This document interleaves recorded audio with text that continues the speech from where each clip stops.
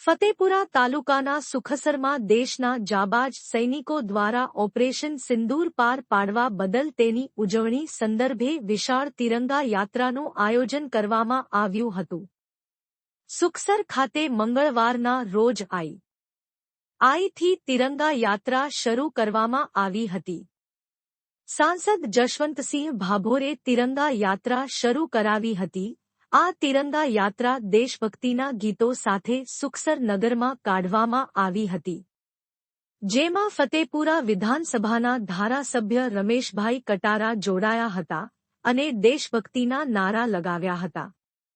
તિરંગા યાત્રામાં પૂર્વ ભાજપ પ્રમુખ શંકરભાઈ અમલિયાર, ફતેપુરા તાલુકા પ્રમુખ ભરતભાઈ પારગી, સુખસર સરપંચ નરેશભાઈ કટારા સહિત ગામના આગેવાનો, આસપાસ વિસ્તારના સરપંચો, કાર્યકર્તાઓ, ગ્રામજનો મોટી સંખ્યામાં ઉપસ્થિત રહ્યા હતા અને તિરંગા યાત્રામાં જોડાયા હતા.